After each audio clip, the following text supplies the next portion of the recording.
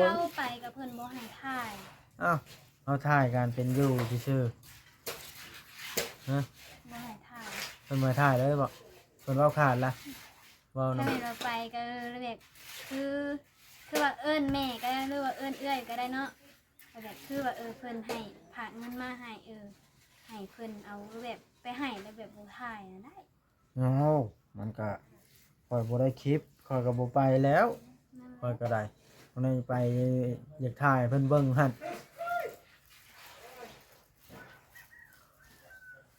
คือเก่าเลยญาติไปแล้วญาติแบบเจ้าสีเที่ยวซื่อๆหั่นนะ อืม เพราะว่าเพิ่นนึ่งข้าวกินเองได้ ไป ลูกอะไร ลูกเดี๋ยวนี้ไผเว้า เพิ่นเองแล้วว่าวัน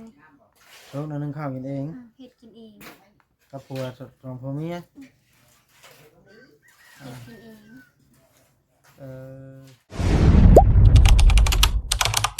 อย่าลืมกดติดตามเพื่อเป็นกำลังใจให้ผมด้วยนะครับทุกคนขอบคุณมากๆครับพี่น้องเลยซึ่งเปิดภาพขึ้นกันนะครับสิมารีวิวให้เบิ่งจ๊ะๆเลยบาทนะว่ารีสอร์ทมันเป็นแบบใดเรือนปลาแก้วพี่น้องมุมนี้ปึ๊บโอ้ยมุมนี้เด้อพี่น้องเลยเทกันเปื้อนกันยังอ๋อเห็ดขักแห้งแท้เฮ้ยเกินไปเห็นว่าก็ได้อ้าวสบายดีน้องบอยเห็นได้มาเบิ่งเฮือนปลาแก้วบ่งามบ่เอาเลยพี่น้องอันนี้ยังไม่ได้เสร็จพี่น้องกี่พุ่นเพิ่นตัดวานนะก็ตัวโศกล้นทับได้นี่ปลาแก้วแล้วนี่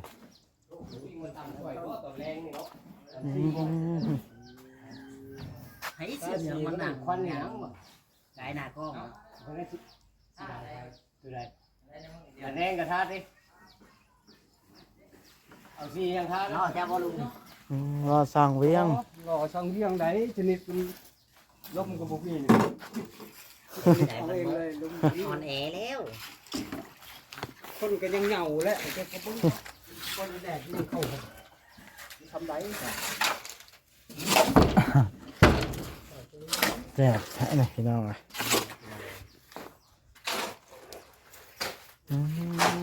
รีวิวบางรีสอร์ท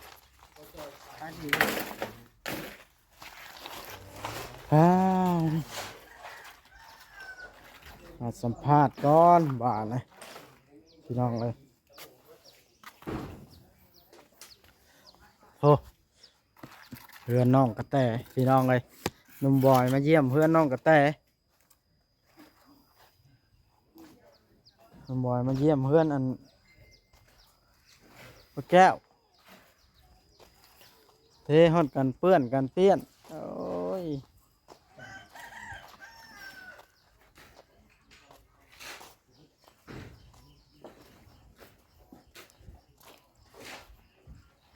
เห็นนะอ๋อโตพื้นที่กว้างขวางกกกล้วยนี่น้องกระแตจะตัดทิ่มได้บาทนี่หัวมีละป้าไว้ให้มันใหญ่แล้วกินมากมันเลยอันนี้ก็เอาไว้โหลดอันนี้ด้านนี่คุดโฟอย่าตัดมันได้บาทนี่ไว้กินมากเลยได้มาละยังคนโต๊ะกู้เครื่องว่าอันนี้ได้ใช้กระแจรถน้ายนะ มาแล้วบ่เวียงเฮ้ยกระเจหลุดแล้วนะบัดนี้นี่นะบ่เวียง สบายดีเบิ่งสิสัมภาษณ์น้องกระแตอย่างเป็นทางการได้บาทนี่นี่เด้ คมหนึง มาน้อยไปทางไหนแล้วไปหมดเอามือบ่ บ่อยู่ตาราง ไว้อยู่ตารางนะบาทห้อนเนาะเอ้าคนเนาะน้องแต่โอ้ยนั่งก่อนเฮ็ดปวกกินนี่บ่มานซับ บ่ เอาเลยเป็นได้น้องกระแตคือว่าพอจ่อยมือไวแทบเพิ่นมีเวียงหยังน่ะ คนนี้เวียกคนนี้ก็บอกว่ามีเวียกเพิ่นบอกตั้งแต่เมื่อคืนนี้ ช้าน้องก็นอนตื่นสวยดีแต่เพิ่นบ่กล้าปลุกบ่เรือน บ่บอกให้เจ้าซับข้าวขนาดเนาะเป็นบ่ทันได้เว้าเรียบร้อยซับอันเรื่องน้องตุ๊กก็ได้ บ่ ยังสิมาอีกบ่เราอ่ะ เจ็บดิ ยังฟังเบิ่งก่อนสร้างเป็นดีเนาะ บ่ย่านฝนตกบ่เทเลย บ่ตกดอกมันให้มันเอาไว้เสีย ไม่นะก็บ่ได้เอาออกเลยบ่เลยว่าปลาไว้นั่น เอา เลย ออกมาแล้ว อันเป็นได้เห็นหน้าหลานแล้ววานได้น้องแต่ ก็ดีใจอยู่เคยเห็นแต่เพื่อนเนาะ แพงอยู่บ่ แพง อืมต้นตุกเนาะโทรศัพท์กับบ่มีติดต่อหมู่เนาะ อืม อยากฮู้ข่าวเป็นตายล่าดีแน่ใดบ่ฮู้เลยบอกอืมไปอยู่กันอยู่อันนั้นเนาะเราก็บ่อยากเมื่อลาวอ่ะ อยากนอนเลยก่อนคืนนึง นอนน้ำเอื้อยก็คือจังไดแล้วเฮ็ดได้จังเปลี่ยนใจเมื่อวานนี่ เพิ่นย่านหญ้าเพิ่นให้เพิ่นเว้านั่นก็ ยานยาเพิ่น พ่อหญ้าเพิ่นก็ให้มาแต่ตอนเช้าก็เลยมาให้เมื่อเด้ เอ่อเพิ่นละยานหาย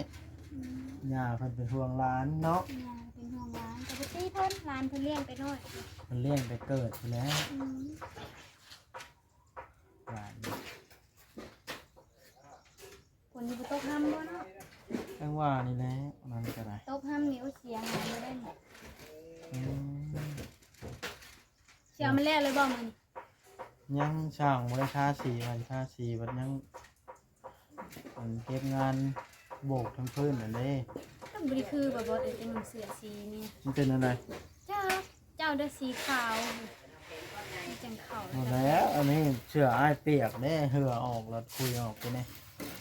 เข้าบ้านประตูมันฮ้อนแฮงเลยเสื้อเปียก ขี่รถใหญ่มานอนมื้อนี้ โอ้ยก็ให้ประหยัดน้ำมันแน่น้องแต่ บ่ต้องประหยัดนะ เมื่อใดมีแนวแก้ไอ้จังขี่มาวานนี่เอามาไปซื้อไม้เซอร่าเดิเมื่อก่อนก็ไปซื้อวงกบบานประตูเมื่อใดมีแนวแก้ไอ้จังขี่ออกมาขี่ออก บัด มา เป็นไส้เหลือเห็ดได้บัดนี้ โอ้กัดปลาไว้มันเหลือน้อยดำเด็กดำหน่อยเนาะปลาไว้เธอมีแนวเฮ็ดกับเฮ็ดเด้ เดี๋ยวว่าเทตีหัวขันไดให้เราอยู่ยัง ทางนี้นะบ่หน่อยอื่นพุ่นแล้วอะก็ได้เฮ็ดแล้วเนาะ อื่นนี่ยันได้ซ้ำงานนะมื้อนี้ อื่นเก็บงานทำงาน คือรีสอร์ทนี่เนาะถ้าแม่มาเราอย่าขึ้นนอนเทิงนอนหนีก็ได้ได้ดีเนาะ ได้มันอันเฮ็ดประตูแน่นเบิด เฮ็ดแล้วว่าหัวขันไดอยู่ไหน ยังมาอื่นสิมาเฮ็ดมันแต่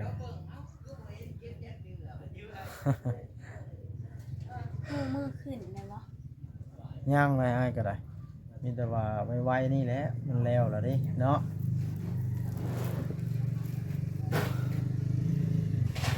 สร้างเป็ดก็จอยก็ได้เข้าไปเข้ามาขนาดบ่ทันแล้วเวียกกับเมื่อ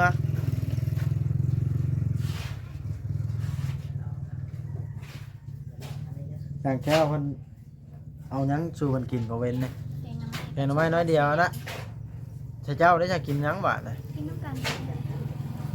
มันก็บ่อิ่มแล้วกินน้ำกัน ไอ้เจ๊แม่มันมีเลยซื้อน้ำไม้กองเดียวนี่10,000 อืมมีอยู่ตัวหนึ่ง FC น้องตุ๊กเราบอกให้ค่อยซื้อไข่ไปให้เราเราฝากเงินมา300 บาท ให้ซื้อไข่ไปให้นางตุ๊ก จะสิไปบอก เราอยากเยี่ยมอยากไปเบิ่งญี่ปุ่นจังว่าใช่แล้วพังเบิ่ง เข้าไปกับเพิ่นบ่ให้ถ่าย อ้าวเอาถ่ายการเป็นอยู่ซื่อๆนะ บ่ให้ถ่าย เพิ่นมาถ่ายเลยบอกเพิ่นเว้าขาดละเว้า ถ้า นำ ให้เราไปก็แบบคือ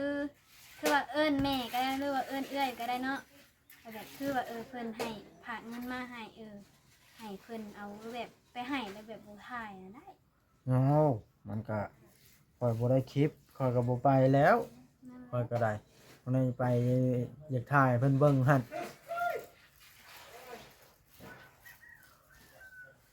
คือเก่าเลยย่านไปเลยย่านแบบเจ้าสีเที่ยวซื่อๆธรรมดา อืม เพราะว่าเพิ่นหนึ่งเขากินเองได้ ไป ลูกอะไร ลูกเดี๋ยวนี้ไผเว้า เพิ่นเองเลยว่าเมื่อวัน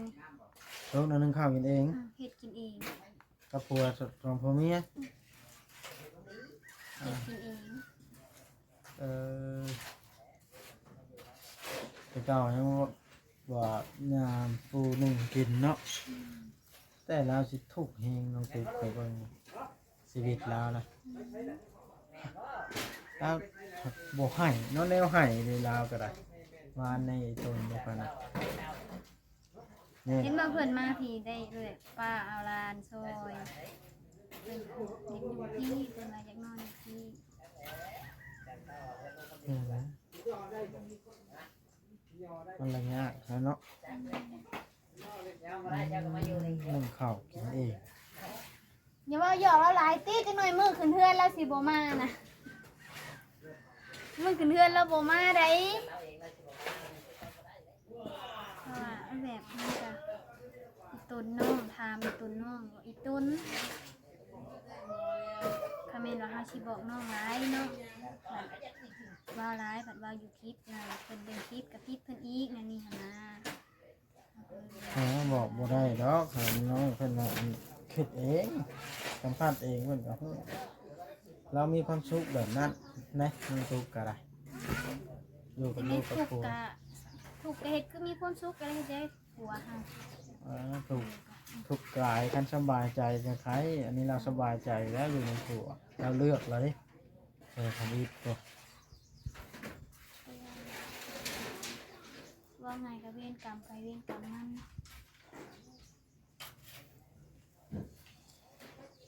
เผาเบิดนี่แหละพ่อบ่มัน ย่านอยุถอดเพื่อนนี่แล้วพอแล้วครับอุดเด้เนาะน้องแต่จักมือน้องตุ๊กต้องมันได้สัมผัสด้วยตนเอง แล้วเราสัมผัสแล้ว เออเจ้าเข้าไปบ่เป็นหยังตี้เพราะว่า จักแล้ว เรา นี่แต่ เข้าไปเบิ่งเลยเพื่อเพิ่น ท่าน ได้ทาย ท่านไอ้ก้าวไปส่งแล้วน้องตุ๊กบูแมนอย่างเนาะยันบูแมนว่าทางนั้นให้ขอดอกอันยันอันเวลาเพิ่นบ่เข้าใจเนาะผู้บ่เห็นก็มีลูกเพิ่นมันหลายคนเพิ่นว่ามาว่าพวก YouTube นี่เนาะล่ะลูกเหมารวมรถหั้นนะย่านวันนั้นเราไปเราบ่ได้เข้าไป จะว่าอันนี้ให้ผัดได้ว่ามีอันนั้น PSC ฝากเงินมาให้ซื้อไข่ไปให้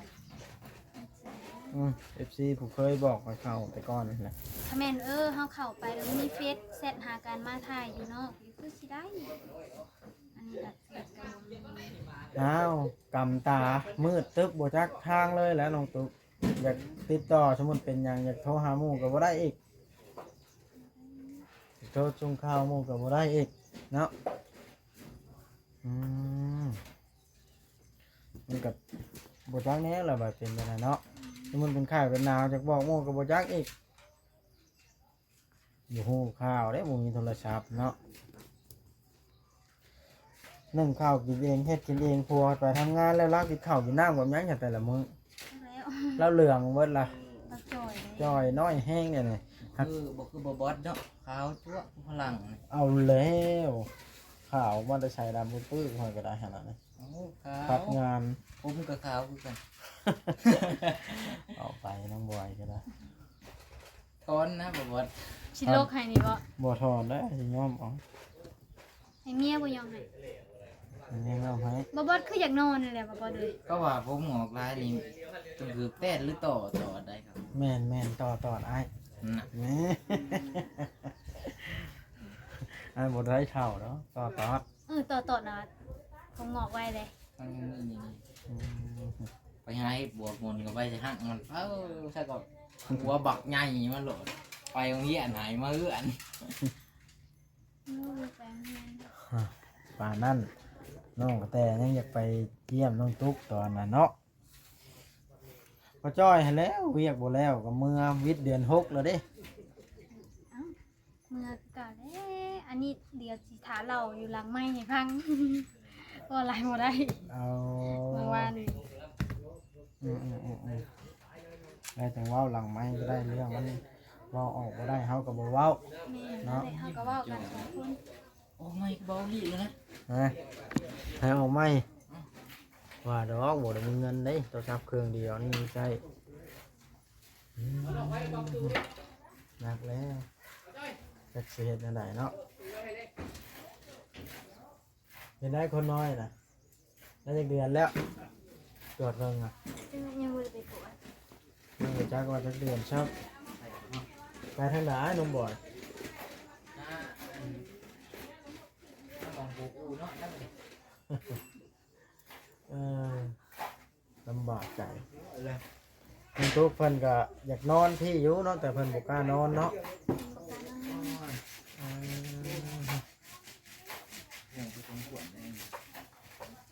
มาเฮ็ดหยังเลยหมดวานนี่มาบ่แล้วเวียกก็พากันเมื่อว่าสิมาเล่นเวียกครับแต่งงแล้วโอ้จบแท้จบแท้เนาะนี่ เครียดเด้เฮาเฮาฮ้อนนี่เฮาก็หึบ่มีหา อืม โอ้ขี้มีงามดีเลย ก่อนเมฆว่า บ่ตกดอกคนก้อนเมฆหลายปานนี้ จะได้มาเข้าเดือนหนึงแล้ว ยัง โอ้กินข้าวเย็นเลยมึง เฮ้ยเย็นนี่ใช่ เบิดบอก เออ เอาไปกินเนาะ อ้าว เอาไปแล้วยิ้วเขาแห้ง จะมาแล้ว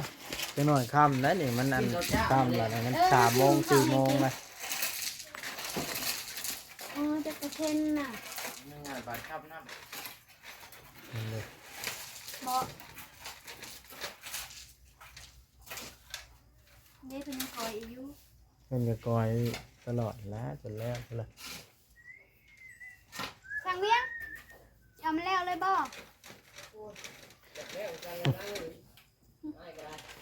นี่ อย่าเท่าแล้วมันสิบ่เห็นกันได้ มันยินว่าอ่านกกล้วยนะมันมีหัวแล้วแบบนี้ห้ามมันนั่นห้ามตัดทิ่มมัน มีแต่แถวทางมาได้แถว จะได้สะอันก็หมกม่วงหมกมันก็ได้มาปลูกอีกบอก ยังบ่ได้ซื้อ ตอนนั้นเขาว่าจะซื้อก็หมกม่วง ก็สิซื้ออยู่หั่นยัง อ่า